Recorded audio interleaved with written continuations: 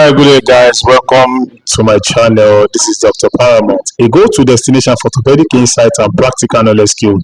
I welcome you all once again to this channel. This is why I give you updates concerning the conservative management of fractures in orthopedic setting, and that is what I will continue to do.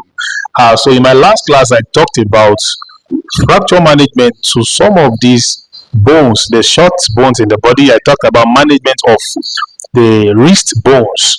That's why I talked about the concept of ulnar gutter fractures and radial gutter fractures as well.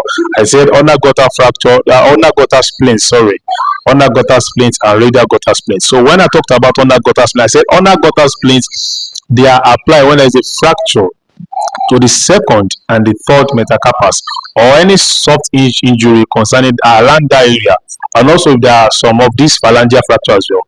So radial gutter splint is when there is fracture to the second and the third metacarpus, as well as soft injuries around that area, and some of these phalanges as phalangeal bones as well. So when all these happen, those are the times we apply some of these splints, and I've told you they are not a full cast. All right, so if you need more knowledge concerning that, get through those lectures and I promise it's going to be great. All right, today I just want to give some illustration and some guidance concerning fracture management. You know, fracture is the break in the continuity of bone. I've taught that in my previous lecture. So when fracture happens, it will take some time to heal. I've done that as well. Stages of bone healing. If you need more knowledge concerning that, get through my lecture as well. I've done the lecture on the stages of bone healing. When fracture breaks, when bone breaks, it's going to heal whether you seek a medical attention or not. What am I trying to say is that the bone is going to heal whether it is managed by orthopedic technologist or technician, or it is not managed at all. So I'm just going to be talking about the reasons why people, the complications of not getting it managed by technologists or a technician, because some people be like, okay, since this fracture can heal whether it is managed or managed, so why am I stressing myself? If it is not managed, it's going to heal, and if it is managed, it's going to heal. But there are some complications as to the fact that you don't seek medical attention when your bone is broken.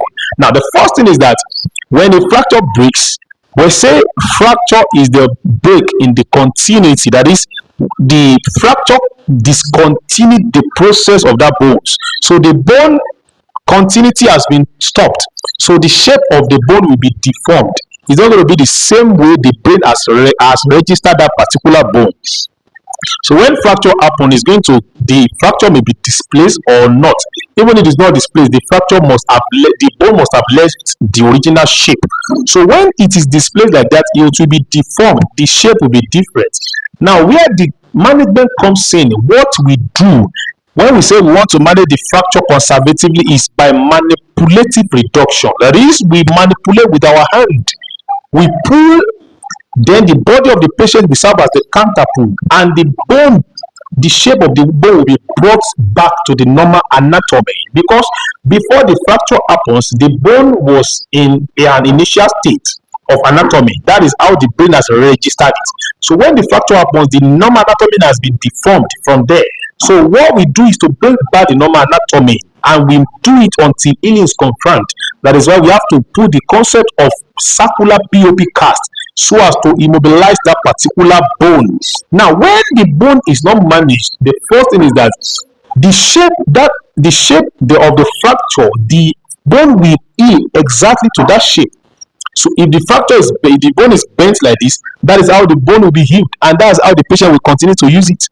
So there are people that will be bending while walking. They may not be bending like that before, but after sustaining fractures, they are walking like that. That should not be because of the management of orthopedic technologies or technician. Mismanagement can cause it or neglected fracture. So when we talk about neglected fracture is when you don't seek medical attention on time, or you don't even go for medical attention at all. So that's what we call neglected fracture. So one of the complications that can come when you don't seek medical attention in a broken bone, although it's going to heal, one of it is what we call malunion. What are we talking about? We say malunion. Malunion is when a bone is not united, is not brought back to the normal anatomy. You know, when a bone is broken, the shape of the bone will be displaced, and If the management is not done, the proper way of aligning it will not be achieved. That is what we call malunion. The bone will not be aligned anatomically. That is one of the reasons why we need to seek medical attention. One of the things that can be caused also is what we call delayed union or non-union. Delayed union is the healing process will be delayed. When you seek a medical attention, it's going to be faster than when you don't even go for any attention at all. Although it's going to heal at the end of the day, but the process is going to be taking a longer time. So that's what we call delay union.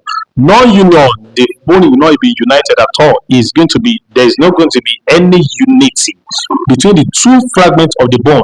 So another thing that can come is what we call infection. Infection also can set in because under the two types of fracture, there's what we call open fractures and what we call closed fractures. What I was trying to say when you say open fracture is when there's fracture and the bone is contacting to the skin. You can see the bone with your eye like this. The bone has pierced through the skin. So that's what we call open fracture. And closed fracture is when the bone is broken and the bone is not contacting the exterior part of the body. That is, the bone is not broken out. It's not coming out of the skin. So when we have the case of open fracture, you don't have any option than to manage it. And even at that stage, it has to be managed surgically. So infection can set in if you don't seek medical attention. So when the bone is broken, the best advice is for you to seek medical attention. And one of the things that can also result as a result of this, if you don't seek medical attention, is what we call avascular necrosis. What we call avascular necrosis is when the bone is dead due to poor blood supply. Also, it can lead to gangrene. Gangrene is when the bone is dead, the particular limb is dead. So, and you have to do some level of some things called amputation. So all these, when we bring it together, those are the things that can come as a result of neglected fracture. So when you have a broken bone or when you have a relative or anybody that has fracture, so always advise them to seek for medical attention, because when the bone breaks and is not getting a proper attention on time, it can lead to several things. It can lead to even the patient can lose that particular limb. At the end of the day, if the bone is dead, there will be an amputation, surgical removal of that particular limb. So when you have a broken bone, although it's going to heal, but it is best if you seek for medical attention to avoid complication either to your limb or to your health. All right, that will be all for now, guys. Do well to subscribe to this channel and comment and share as well, because this is the only channel I'm going to be giving you conservative management of fractures, and that's what I'll continue to do. All right, in my next lecture, I'll be talking about some other management of fractures in regard to orthopedic management. All right, in all that and more, see you in the next class.